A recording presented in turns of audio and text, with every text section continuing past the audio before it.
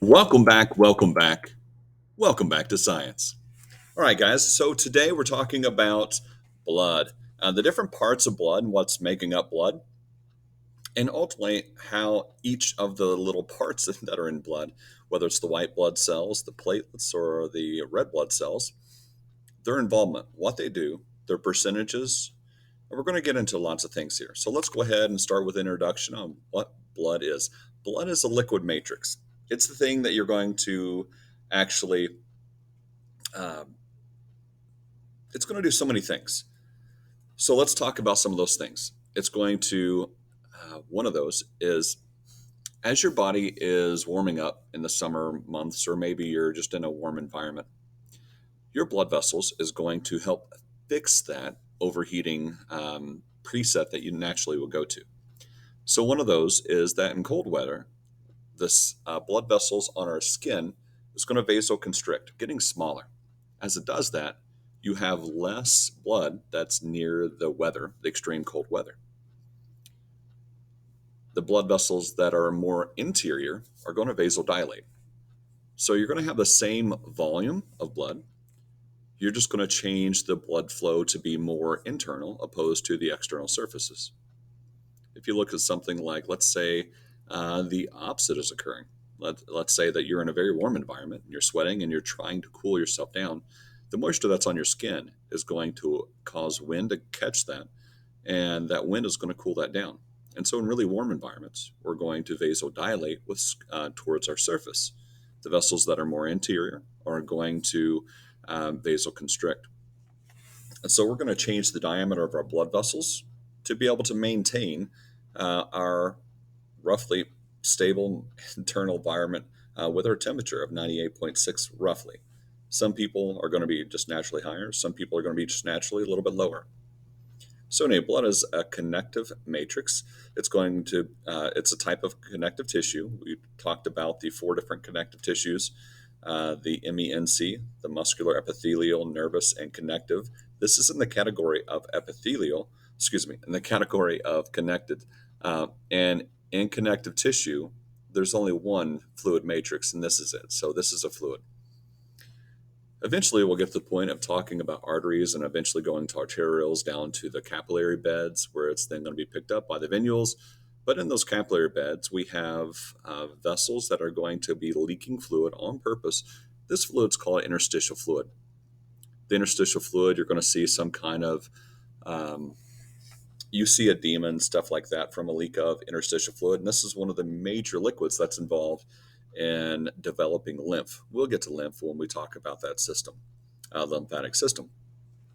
But ultimately, as we're talking about blood in general, it's going to be about 8% of your body weight, depending on your overall size. Let's say for the average adult male, it's about a gallon and a half, which is 5 to 6 liters that exist. It's 4 to 5 liters in an adult female. So within blood, you have different kinds of cells. You have erythrocytes that are called red blood cells. You have leukocytes, which are called white blood cells. And you also have thrombocytes that we call platelets.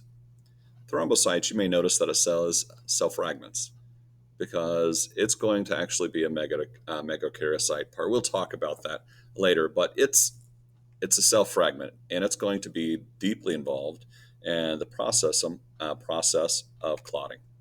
So if you look at a breakdown of blood, you're going to like blood is that red liquid that we see.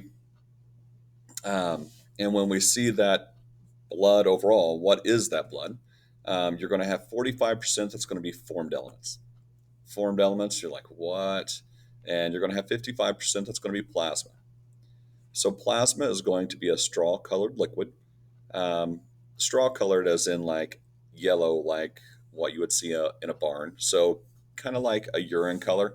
And I know there's different variations of what people would say those colors are. So it's post-it notish, but it's transparent. Now, we'll look at what is in plasma, but let's first start talking about the formed elements. The formed elements are going to have the three things we talked about.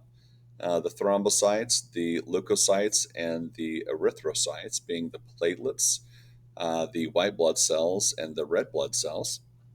If you look at it by composition, Platelets are going to be a roughly 4.8% of your total blood matrix. So 4.8% of the 45%. Red blood cells, that's going to be the bulk of that 45%. That's going to be 98%, depending on some different numbers. This is showing 95.1%. And white blood cells are quite few and far between.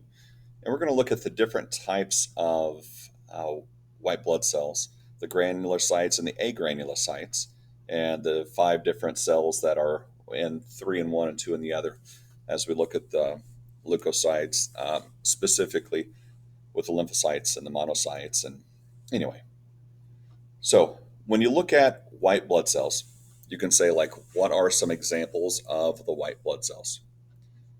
Number one is um, let's take a look at Ben, Ben. Those are basophils, eosinophils, and neutrophils. We'll look at why we call it Ben in a moment, and that's going to be based on the categorization. The most common cell that we have in a white blood cell is going to be a neutrophil, meaning that if you look at a microscope of blood, you're going to see some white blood cells. Of those white blood cells, most of those are going to be neutrophils, like a lot. So that's the most common that you would see. You're going to see some eosinophils, and the odds of you seeing a basophil is not really likely. It's pretty rare that you'll see them. They're there. Um, and having elevated concentrations of each of these tells something. And so when you're doing a hematocrit, what is there is going to tell you a little bit of a story.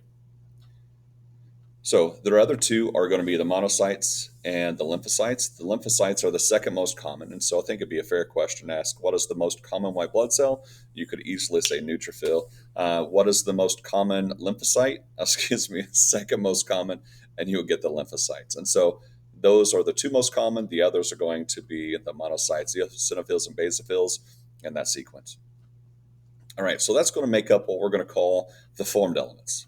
And when you look at blood, and when you're looking at the actual structures that are in the blood, that's why you're going to see with a microscope. Hematocrits are going to tell you about that. Now, let's take a look at the plasma. Remember, it is that straw-colored liquid that exists. It is 55%. It is the most common thing in blood. Most people think, oh, like plasma, like, okay, it's just basically the liquid around it that's not important. And that's not the case at all. You see lots of commercials about energy drinks or whatever that has electrolytes in it. And exactly what electrolytes are. They're going to be ions. They're going to be able to carry electric charges, a plus or a minus. So, uh, so we have electrolytes. Water is going to be a major part of this. 92% of what is there is going to be water. We're going to have proteins.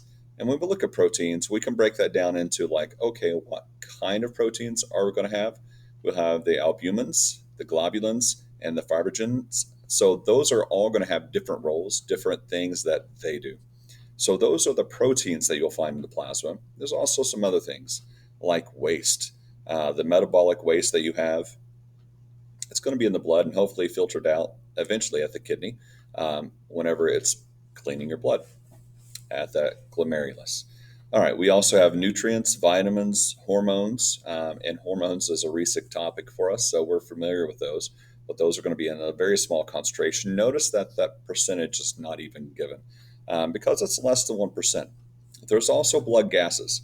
There's entire careers that work with blood gases, but blood gases, very common blood gases, are going to be, of course, oxygen that we're very aware of. And we have carbon dioxide that's going to be a byproduct, but you also have nitrogen gas that's there. And so we can identify NOCO, the different types of gases that you'd find in the blood. And so this is overall blood composition. If you take blood and you run it through a centrifuge, so a centrifuge is going to take advantage of centrifugal velocity as it spins things around in circles very, very fast.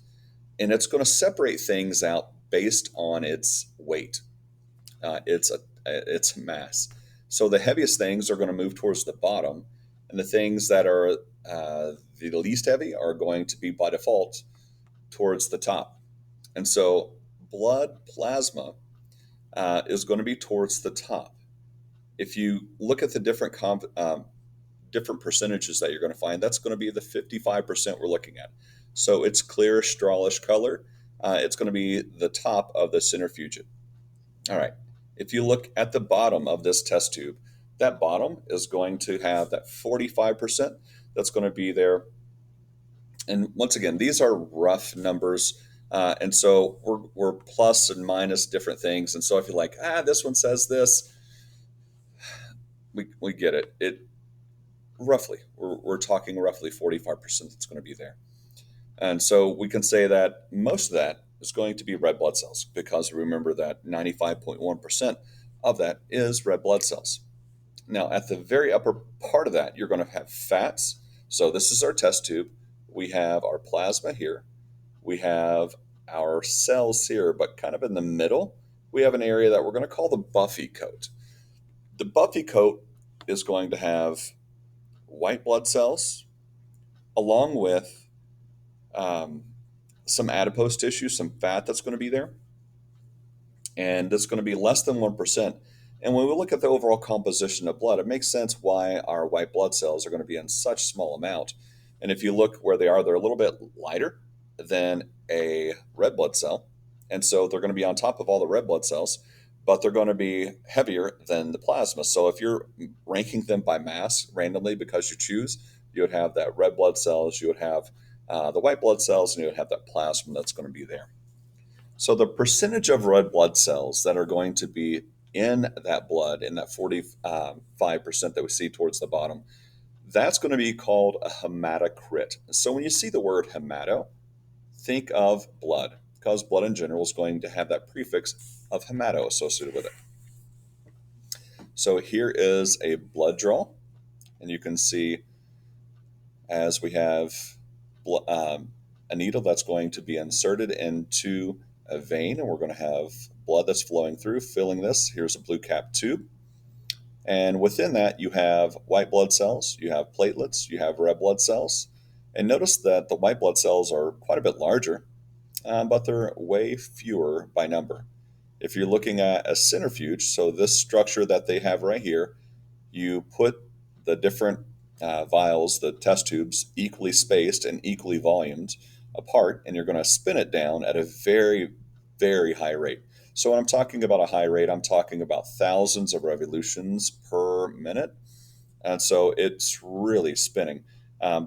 You can think of a wheel from a bicycle. So I'm old enough that we played with bicycles all the time when I was a kid, and there were little things that you would clip onto the spokes. And as you would spin the wheel, just by riding it, those little pieces would slide to the outside of the wheel. The reason that they're going from, like, I've taken the wheel and I've twisted it and now I'm showing it to you. So the reason that they're going towards the peripheral of this region is because of centrifugal velocity. The mass is pushing outward, and as it's pushing outward, you're going to essentially pin those around there. Um, so uh, I got hired and started working at a bicycle factory, and it's crazy on how I've advanced. Um, I'm the spokesperson. All right, bad joke. So the the let's get back to that vial. So you have the top part being the plasma, the bottom part is going to be those formed elements that we've been talking about with our red blood cells, our platelets, and our white blood cells. All right, universal precautions. These are things that you should do no matter what. And so these are a specific set of measures that are taken by healthcare workers to prevent transmission of blood-borne pathogens, infectious pathogens in the workplace. Very common ones that you see is HIV, Hep B, Hep C, but the list continues to grow. And the way that you treat all blood as if it is the most infectious of bloods. And so, if you do this proper protocol every time, eventually you will be taking care of a patient that is a pretty sick patient and that has definitely risk factors that could infect you if you're exposed to the blood and it gets into an open part of your body. But if you're used to these procedures, doing the right thing every time, it's going to be just a natural process for you to go through and be protective. And so it's estimated that 4 to 7% of new cases of infectious disease are transmitted by unsafe injections. So, recommendations to prevent infections are use protective equipment. So, gloves, masks, shields, if it need be, depending on the situation. Use of fume hoods, sharp containers, and also safe workplace practices like washing your hands. Little things that you know to do that are not extreme are oftentimes the very things that are going to save you. All right, guys.